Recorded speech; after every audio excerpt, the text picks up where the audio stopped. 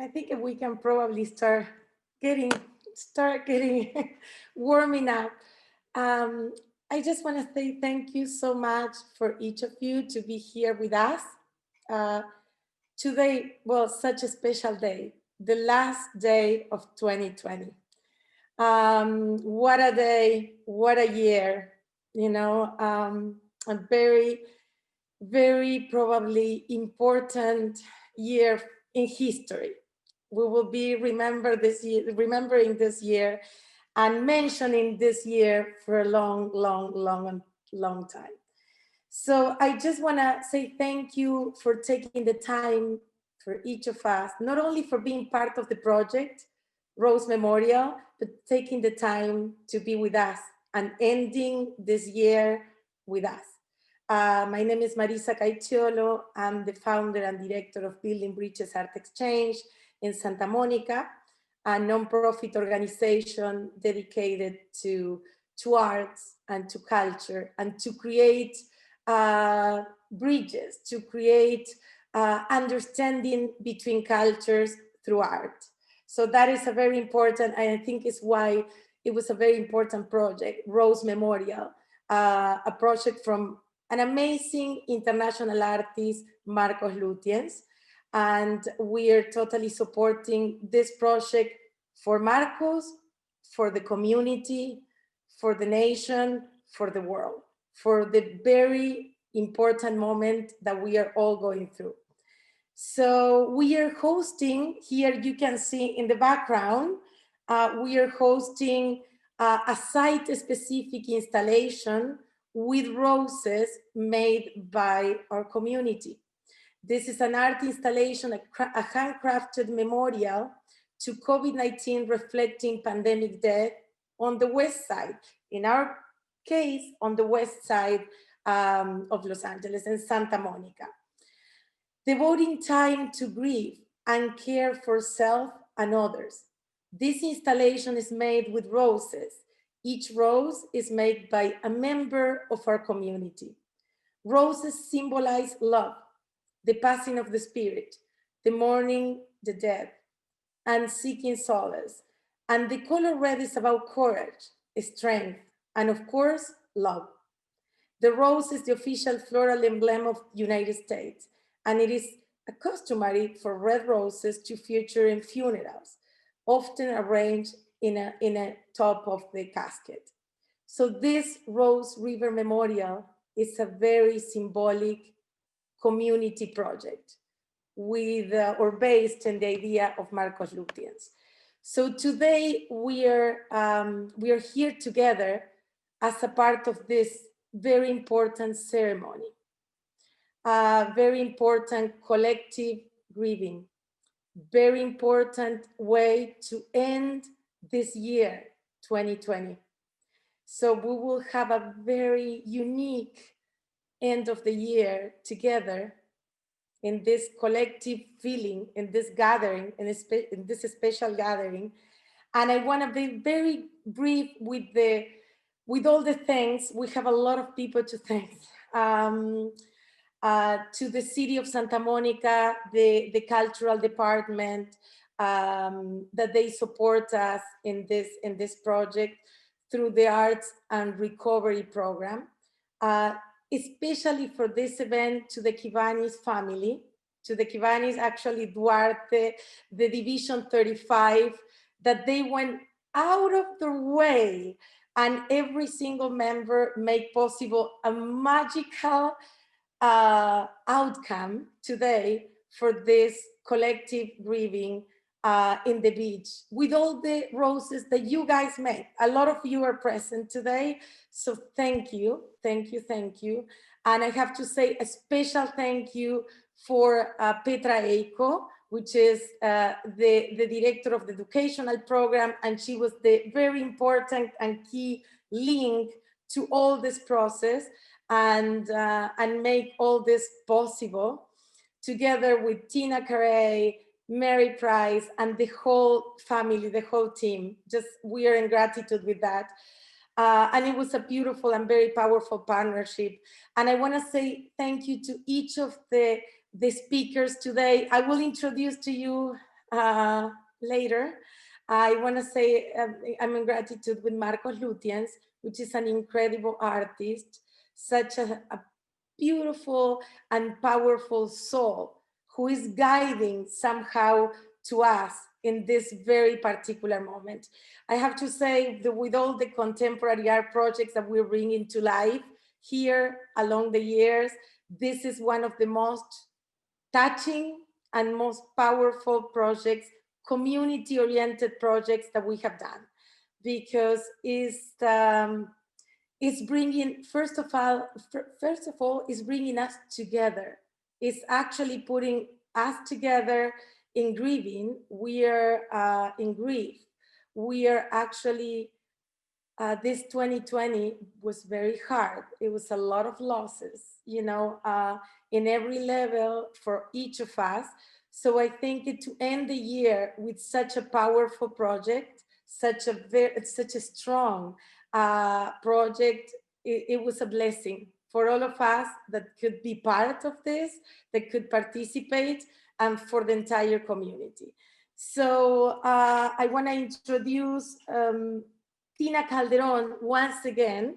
As you all know, we had a reception a few weeks ago, and it was such a touching introduction of the project and event. So we had Tina Calderon, part of the Tongva tribe, doing the blessings, and the blessings to the community, the blessings to the project, the blessings to all of us, and the land acknowledgement. So we're gonna have Tina again today. I can see in the background, I don't know, Jimmy, if we can enlarge the image of them actually working in the installation in the beach. So we're gonna have them working from there. So let's see if we can just start connecting with Tina and with Marcos.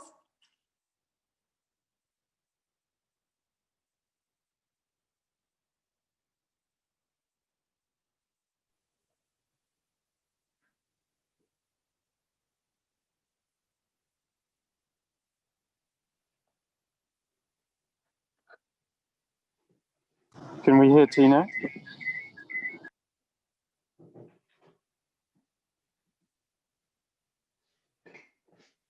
Probably Tina needs to unmute herself. Yes, if Tina can unmute, we'll be ready. Yes. We will have to be a little patient. Okay, can you hear me okay? Yes. We cannot see you, no? Okay, shall I start? Hello relatives. My name is Tina Orduno Calderon. I represent the Gabrielino Tongva and Ventureño Chumash tribes. I'm very happy to be here with you all. We have done a little private ceremony offering prayers to the 6 directions in honor of this beautiful, beautiful setup. And I'm just honored to be here to represent in this way and to sing for your relatives that have crossed over.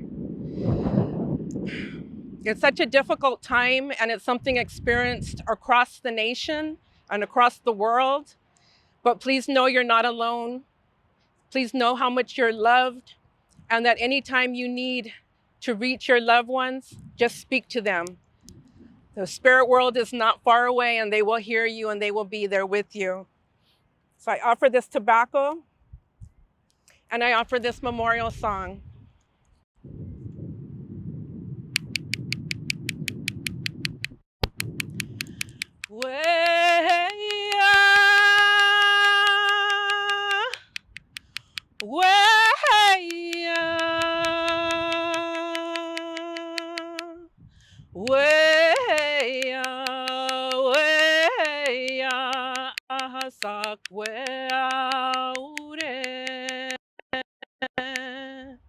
Moriv como creíamos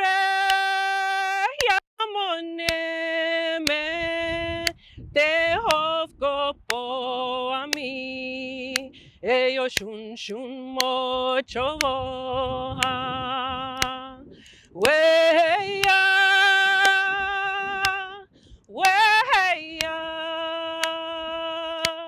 weya, weya, sakwea hure. Moriv como cre, yamoneme, tehov kopo ami, eyo shun shun mo chovo ha. Weya, weya, weya, weya, sakwea hure. Moriv como cre, yamoneme, tehov kopo ami, eyo shun shun mo chovo ha. Weya, weya, weya, weya, sakwea hure. Moriv como cre, yamoneme,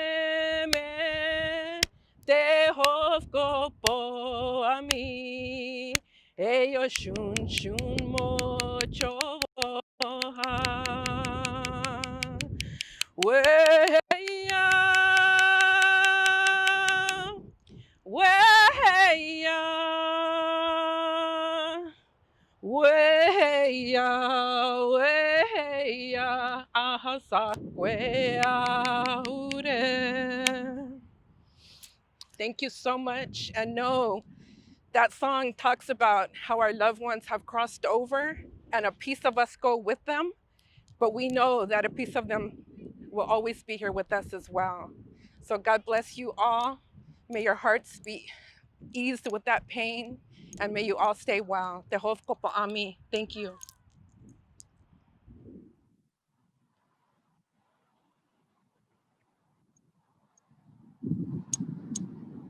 Thank you so much, Tina. So thank you again. And now we're gonna call to Kristin Urquiza from Marked by COVID. So we will have some words from Kristin. Kristin, Wow. can you unmute yourself? And thank you so much again for being here, being one of the speakers, and to celebrate this special moment and a special day with us. Thank you for having me. That was absolutely a beautiful blessing. And the beach installation that I'm watching right now is incredibly powerful. For folks who may not have met me yet, or I have not had the opportunity to meet you, my name is Kristin Urquiza, and my dad passed away this summer from COVID-19. In the wake of his passing, I couldn't be quiet or silent. And I couldn't quite swallow the fact that these numbers were adding up, a death toll. And we had somehow forgotten that these were human beings whose lives mattered, who left behind loved ones, who in many cases, their lives were cut short. And I decided that I would speak up, share my story, and help others share theirs as well. And so I co-founded Marked by COVID in order to be a platform for folks to share their stories, but then also to be a platform to advocate for a coordinated response to the pandemic and to ensure that the needs of people who've been most impacted are met in the long-term response. Being here today, this year, and quite frankly, the last me been completely life-altering in the context of my own loss and how I decided to respond to it. And I was talking to a friend earlier this morning, and he shared with me that I was courageous. And this is something that people have told me before, and I tend to respond with thank you and kind of move on. But today was different. I planned to go on a hike, and on my hike, I kept thinking about, what is courage? What does that mean? It felt abstract. It feels abstract.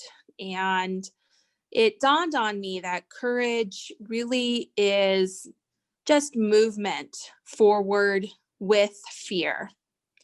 And that's something that I wanted to share with this gathering tonight. The idea that courage is nothing more than moving forward with fear. And I had a lot of fear, and I still have a lot of fear as I go into and as we enter into this next year. We're still very much in the thick of this pandemic. When I started voice, I was afraid that my faith would reject me. I was afraid that people would try to harm me or my mother. And I was afraid that I wouldn't be understood. But I decided to move forward because the issue of saving human lives, of the attempt to be connected with other people, was just so much greater than anything else that I've had the opportunity to do. And so I decided to raise my voice and have been doing that ever since. Now, I have a lot of fear going into 2021, as I mentioned a moment ago, but I have something else different with me as well. I have this incredible community, people here in this space, others who were not able to join us, folks who are part of the Marked by COVID community and other COVID loss groups, but also people who care. There are so many more people who care than we know. And I think that part of what we're not seeing is allowing people the opportunity to find their own courage to move forward with their fears alongside of them. And so my offering to this space, as I reflect about the end of this year and the beginning of this next year, is that you have courage. That courage does not require you to ignore or not acknowledge the fact that you might be in pain, that you might be hurting, that you might not know the right thing to do. But moving forward with that fear is the basis for all of the courageous actions that you need to take in this upcoming year, because we need it. We need every person to continue to show up to these spaces, to continue to hold and create together, to allow one another to grieve openly, to mourn out loud. These are all part of the healing process. And to be able to do that in community, to be able to do that through the powerful, expressive medium of art is what we need. And so any way that I can be of service to you all, please, I am just a tweet or a phone call away. My deepest gratitude for your presence here. And I wish you all courage as we take on this new year ahead of us. Thank you. Thank you. Thank you, Kristin, for these touching words. And I think this is why we are here. The only way to keep going, keep moving into the future is together. And this is, I think, the main point to be here today, is just keep moving to the future together. And talking about together and in community, I want to invite, let me just get Tina and Mary to say some words from the Kiwanis, from this beautiful partnership and this immense collaboration coming from you. So few words, and thank you again so much for being here today with all your community, with all your people. So I would tell you that it's been an honor for us to be a part of this. And I'm so proud that I have a Lieutenant Governor, Mary Happy Price, who was also moved by this opportunity. So I'm going to pass the baton to her. Thank you, Tina. It is actually a great honor to have the opportunity to participate in such a meaningful art creation of memorial by Marcos, to give respect to people that pass away because of COVID. If Kristin talked about courage, and I think for me, what I felt is support. Our key clubbers and Kiwins were so grateful and happy that they have this experience to work on this project. You know, the support that they have given me and the division, and everyone worked together to support each other. And from their support, we were able to create all these beautiful roses for Marcos for this ceremony.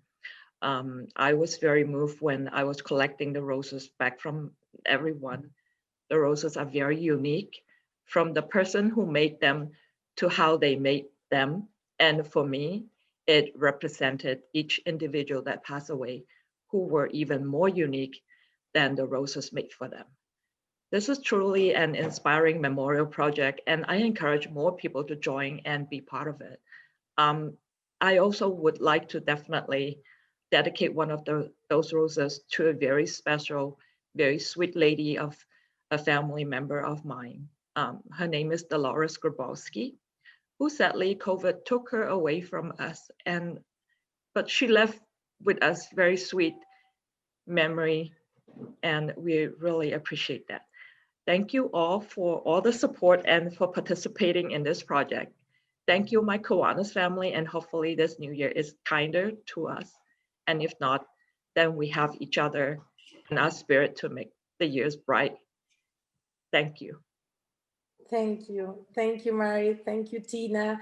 And I want to invite, well, it's a little surprise, but I want to invite, if you want to say few words, Petra, very little, because she was an incredible key part of the entire project and the connection and the partnership with the Kiwanis family and the Division 35 and Tina especially. So Petra Eiko, our Director of Educational Program at Building Bridges. Thank you very much, Marisa. And thank you very much for everybody being here, for the project, for the support. When I called Tina to ask her if this project would be something for the Kiwanis, I was so happy when she said, oh, let me run it by our Lieutenant Governor. And I think this is the right word to say, Lieutenant Governor. Thank you, yes. And so we jumped on a Zoom call, and immediately they said they would like to participate. And then in a week, they pulled all their strengths, and I'm so grateful for that. To all the Kiwanis and key clubs and everything you did, that today Marcos is able to do this wonderful memorial at the beach for us. I'm pretty sure we're going to see it in a minute. And this is actually also from me, from my heart, to all of you and to everybody who is involved in this sadness. It is a beautiful project where we all can pay our respects for the COVID victims and their family. And this is what really moved me. Thank you very much for supporting us. Thank you, Petra. And I will try to see if we can really connect back to the beach, back to, Marcos, and see if we can see a little bit more advance of the installation. They've been working for hours, thanks to the 1,600 roses that that the Kiwani family is actually, they made in what, 3 days? How many days? 3 days, 4 days? Which is, yeah, it's just incredible. So it's 3 days of a making of roses together in this beautiful community, collective energy. I think for me, each rose is a prayer. Each prayer is actually elevated to the universe today, especially in this ceremony, in this end of 2020 ceremony by the beach. So thank you, Marcos. And we're trying to connect with Marcos, and he is going to be an induction, like do an induction for us, a little meditation. Marcos, thank you so much for doing all this work and being there, creating the installation and this landscape installation and connecting with the universe in this special way. Thank you so much, Marisa and Petra, and Building Bridges and the Kiwanis, and everybody who's taken part today, speaking as well, Kristin, Carolyn, and Brad.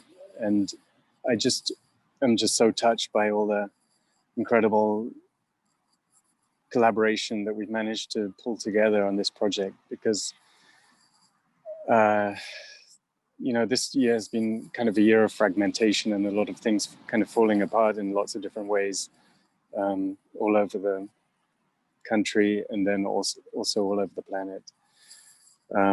So I don't want to take too much time talking. What I'd like to do is just reflect some of the method that we've been using to kind of tap into our deeper selves, so that when we make these roses, they're kind of made from our unconscious selves, from our deeper selves, from maybe the kind of collective self as well.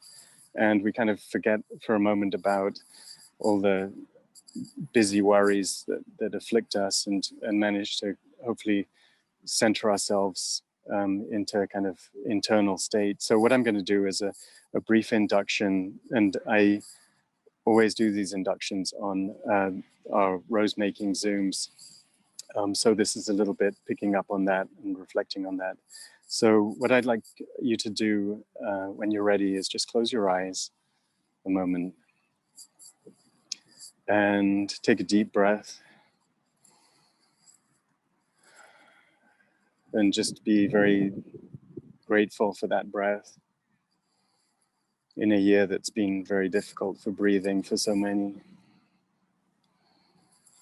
And I'd like you just to take a deep breath, again, a deep breath, and just relax your body, your head, your neck, your eyes. Just empty your eyes. And as you listen to the sound of my voice, I'd like you just to imagine yourself just relaxing every nerve and muscle and fiber in your body. And as you feel very heavy and relaxed, I'd like you just in your mind's eye to imagine yourself walking along a beach. And perhaps it's sunset or close to sunset. And I'd like you to feel and sense the sand under your feet, one step after another, just very relaxed, moving along the beach, and perhaps hearing the waves in the background. The waves coming and going, meeting the shore. And as you're listening to the sound of my voice, I'd like you to feel and sense yourself just walking in the sand, and perhaps coming across a rose, a red rose. And I'd like you now just to pick it up in your hand. Pick it up in your hand. And as you have that rose in your hand, I'd like you to feel the heat of that rose, the heat perhaps of love, the heat perhaps of fear, the heat of all different emotions that are in the palm of your hand. Perhaps you can feel your hand growing warmer and warmer now, and perhaps almost as if the rose was catching fire because it was so hot and so full of love and passion. Perhaps full of regrets, perhaps full of memories, perhaps also full of hopes. And as you're listening to the sound of my voice and you're looking at this rose in your hand, perhaps all that's left of your rose is some ashes that are drifting off into the wind. But perhaps you've noticed also around your fingertips some feathers growing out of your fingertips and out of your arms. And it's almost as if your whole body is covered with feathers. And I'd like you now just to begin to just raise yourself off the sand and float off over the ocean towards the horizon, towards the sun and towards the future, letting go of all the painful things from this year and moving into the good things of next year. And that's good. And so whenever you like, just open your eyes again and just come back into this space, and I'll hand you back to Marisa. Thank you so much.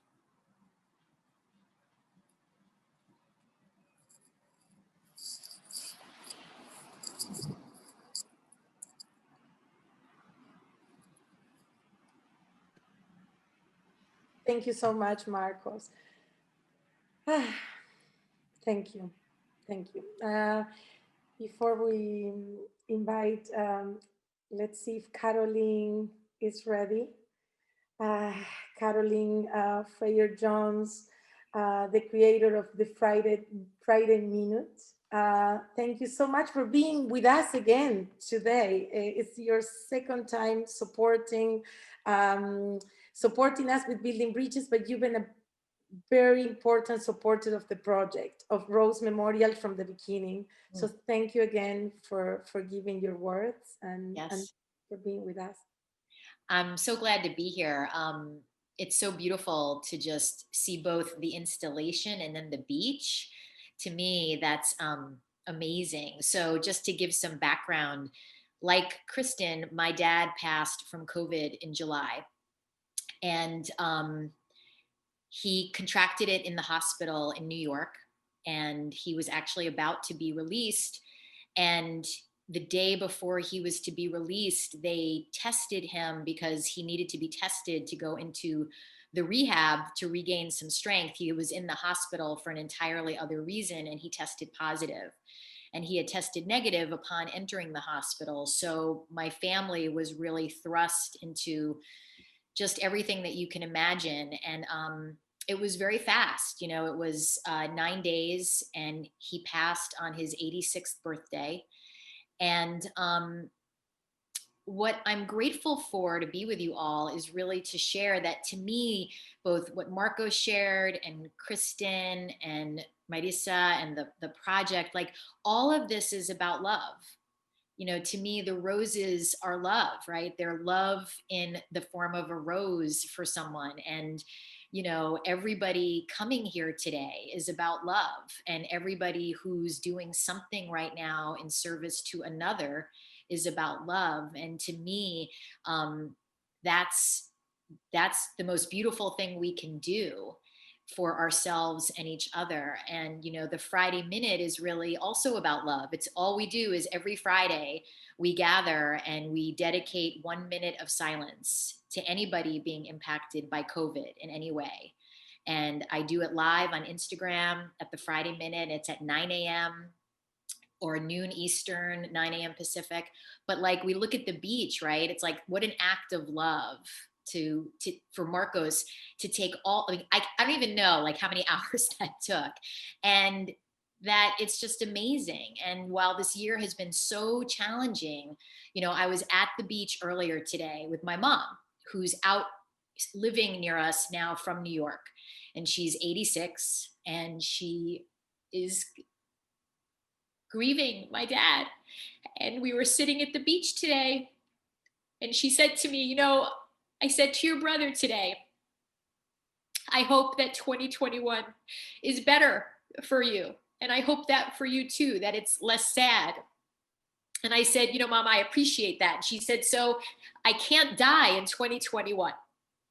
I can't, because it'll be too hard for your brothers and you. And I said, look, you'll do your best, right?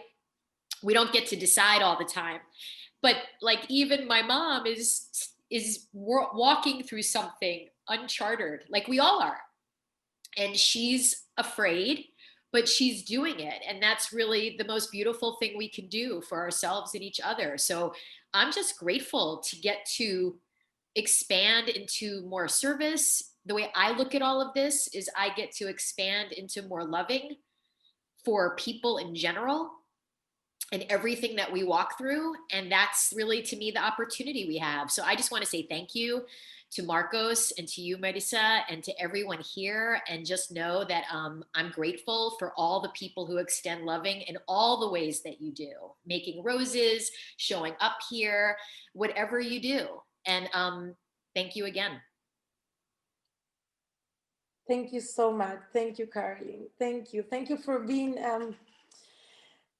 such a support of the project, but through your pain, and to show up and to share the pain. That is very, it's not that easy. It's not easy for us to share the pain sometimes and open up and open our hearts. Really, I think this is it. This is the project. It's about open our hearts and being actually in the moment right now, in the moment, with the pain, with the fear, with the uncertainties that this is, that this pandemic is bringing to each of our lives. And I think it's important to show up for each of us. Just show up and keep doing what we love. Show up for others. It's so easy to get discouraged nowadays. It's so easy to be in fear, but we just need to show up. And I think that's what I want to say in terms of 2021 coming up. We need to show up, and it needs to be a better year for all of us. So I want to invite Brad Wolf. I don't know, Brad, if you're ready to share with us some words. Brad Wolf is from Let's Reimagine. Yes, Brad, you're here. Thank you so much again for being with us. Thank you. Thank you, Marisa. Can you hear me? Yes, perfect. Yes. Fabulous. First of all, thank you so much. Blessings to all of you who are on this call. What a beautiful sunset. I wish we were all there on the beach together, but instead we're in our philosophical Zoom beach, soaking in the sunshine and the sunset and the flowers. And, I think what's coming up for me, I just wanted to see what this was about today and see what was kind of flowing through this transition moment of our lives. And what's coming up for me is just this concept, I think, of impermanence and the question about how we face impermanence on an individual level and on a collective level. And so when I look at this piece of art here, I think something that's important to mention is this is not going to be around. This, like all of our lives, like the lives of the people that we've lost and we want to honor, this beautiful installation will soon shift, and it will change, and it will look different in 1 minute as the sun sets upon it. And as the wind blows, it will become something else. And in a few days, it will likely be something wholly different. Or in a few years, it will scatter out into the world and the energy will be something new. And I just want to reflect on that idea. And for me, what's coming up, the way that art can teach us these things and the way that death can teach us these things. Myself,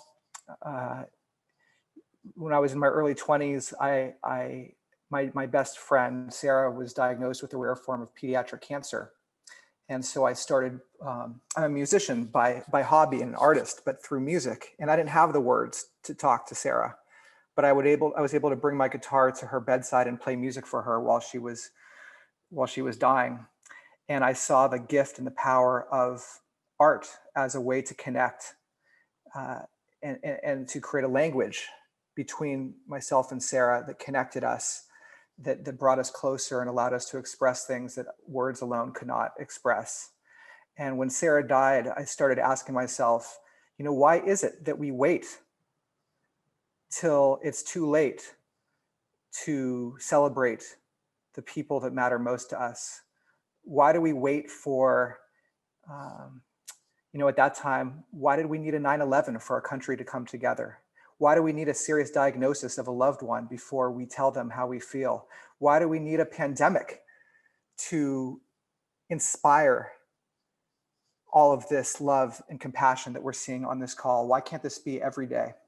And so I went on my own journey to try to address that question, and ended up creating this organization called Reimagine End of Life that is partnered with the Rose River Memorial to promote this project as an example of what we like to do, which is create spaces where people can come together and explore death, and in so doing to celebrate life, because we believe there's this relationship between the two.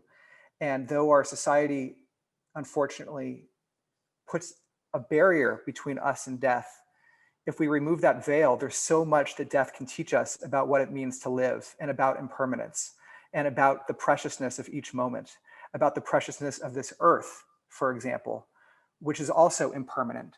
But we treat it, and we treat each other like we might live forever.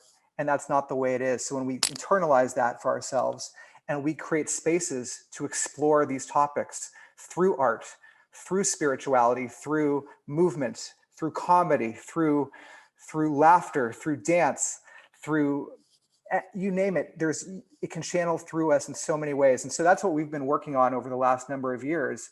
And what I've seen, in the pandemic, we've created 1,000 plus events or spaces where people have gathered to talk about death in these various ways through art, like today. And I've just seen the conversations and the love that does come out of the impermanence. I'm on a Zoom call. We host a candlelight vigil every month to mourn those lost during COVID. And after we break into breakout rooms, you get to talk to the people, like I think we maybe are going to have the chance to do today. And I'm in a call, and there's somebody calling in from Alabama, a man who was in the military in Iraq, who had been forced, by his service to kill others, and was grieving the loss of those he had killed, and crying about that. And now his friends are dying of cancer. Then there's a woman in Oregon on the same call. These are random people I'm paired up with. She's lost her friend to suicide, and she's there grieving. And then a woman who's older gets on the phone. She says, "I don't have better news for you. I used to have cancer, and now it's back, and it's terminal." And here we are, 3 people across, or 4, including myself, across the world. I lost another dear friend during this pandemic, one of my colleagues who had volunteered for us. And on the last day of her life, I wasn't able to see her, but on the last day, I was able to be invited to her house. I didn't know she was going to die, and I was able to play music for her on the day that she died, very much like my relationship with Sarah over 15 years ago. And I just saw the parallels, and I was able to share that with this group of strangers. And the connection that we had in those 15 minutes of sharing our pain and our loss and our grief, but seeing the support that we all were for one another, because we had held a candle to honor those that we had lost and recognized our impermanence, was so profound and so powerful.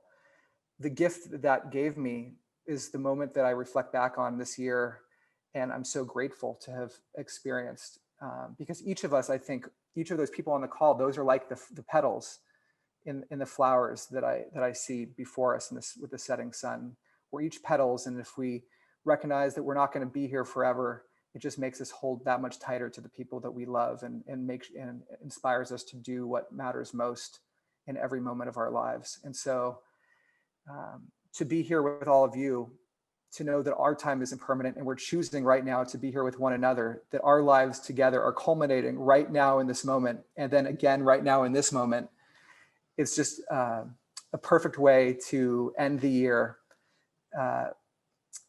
And I hope next year we continue to face death and not shy away from it, and continue to make art. And I guess I'll leave you with this. When I think about art and impermanence, and you realize that art is made out of constraints. That Marcos, when he made this, he has roses and a beach, and those are his constraints. When I make music, it's with a guitar, and that's what therefore comes out. But if you think about life, our greatest shared constraint is the fact that we all die. That is the constraint of life. And so if you think about the vast amount of creativity that can result when we face death, there's no greater amount of creativity that can be created than us staring our impermanence directly into the eye and embracing that and embracing this life. Thank you. Thank you. Thank you so much, Brad. Thank you for your beautiful words and so encouraging. I'm just in awe. I was listening to your words and I was just watching the sunset and the roses, and I hope each of you is doing the same thing, because it's just so touching to see them working and the sunset coming down, like the sun comes down very slowly. And here we are, each of us from our homes, connected through this project and through all these feelings and through all this love. And I just have no words. I'm in gratitude to every second of what's really happening, of what we're making happen here together. So Yingping is taking the roses to the water right now. I hope you can see it. And Tina Calderon too. And Tina's also, okay, yeah. Tina's there as well. So they're doing the offering. And Jasper. And Jasper, and you. And me, and, you, and everybody. And you, Marco. We're all going down. There's Antonio as well.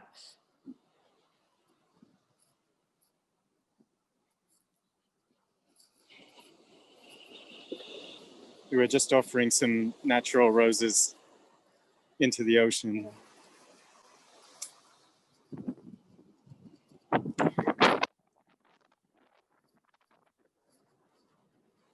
It's the Tongva tradition that souls migrate to the west. Mm-hmm.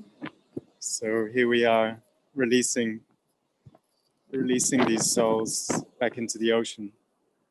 And I invite each of you to release the pain and just try to walk through 2021 with hope, strength, and light. Don't forget about the light. I think if we open our hearts and we connect, and each of us bring the light to this earth and to each of our lives and the people around us, I think that's healing. That's the real healing that humanity needs. Our own lights coming from our hearts. So it's so powerful to see this sunset together. That light at the, in the horizon is very meaningful, very powerful. Thank you, Marcos. The last rays of the sun of the year. Yeah. On the continent. So, well, thank you so much. I think thank you everybody for joining, and thank you for the Kiwanis for all the incredible amount of work to make all these roses that were used in this ceremony today, and for the speakers, and for building bridges, and everybody for joining in. It's just makes it feel like it's not the end of so much the end of a terrible year, but the start of a new year full of hope and life and love. Yeah. Thank you, everyone. I think we can probably end, if it's no questions. Jimmy, maybe you can see if it's anybody asking something on the chat.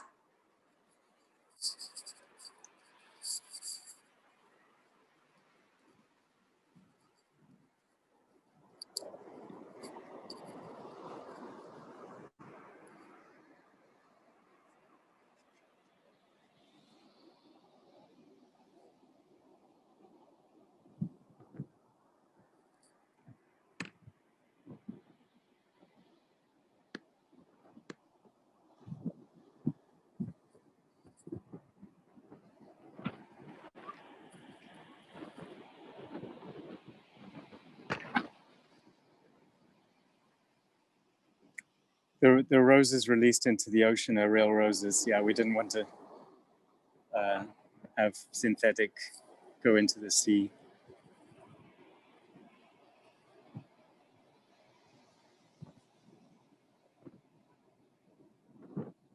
Oh, those images, my goodness. Such a beauty. Wow.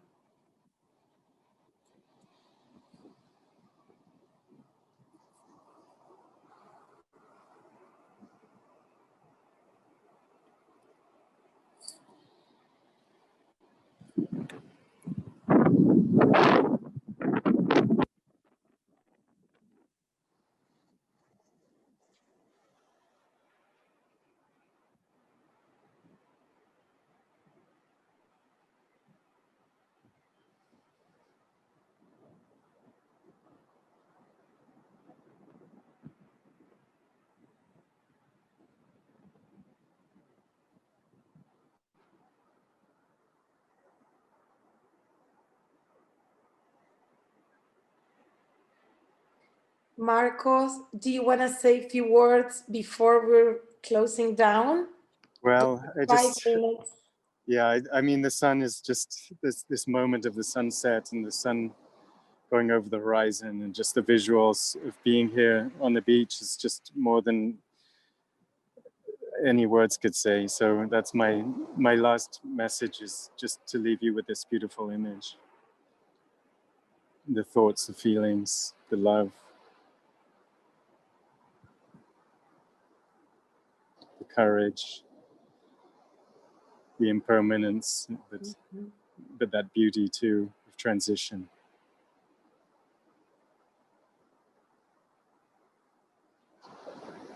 The sun's almost now below the horizon.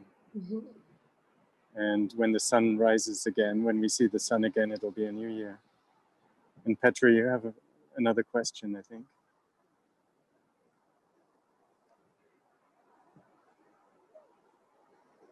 No, I just saw another question. I think it's from K. Big. What happens to the felt roses installed on the beach? So the felt roses installed on the beach actually are quite impermanent, because I'm going to pick them up this evening after dark, and we're going to use them towards other installations, hopefully ending up with an installation in Washington, D.C. in a year or so. But along the way, for instance, in the Los Angeles area, we want to do, since these roses were mostly made in LA County, is to do a memorial in the summer to all the COVID victims of Los Angeles County, which will probably be about 15,000. So that's where they'll probably be next be used. But they're also going to be placed in the floor of the Building Bridges Gallery for the next month or so. And you are welcome to visit the gallery by appointment, and you can go to the website to make that appointment. So I hope you come and visit. We're very conscious about social distancing and safety and all that. So the roses are going to find multiple applications and journeys and places to be. And so, yeah, please stay tuned with the project. Yes, they can actually, I think in the link in the chat is the link to our website. You can make your appointment there to visit the space, to actually have your 30 minutes of time to pray and to meditate in front of the installation and in front of all the roses, including the ones from the Kiwanis, so that they will be installed for the next month in our space at Bergamo Station.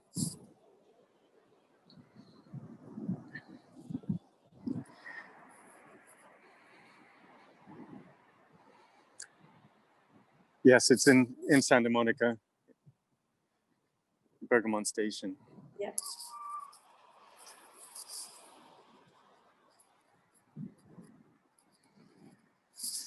Well, I think this is a beautiful transition toward the next year.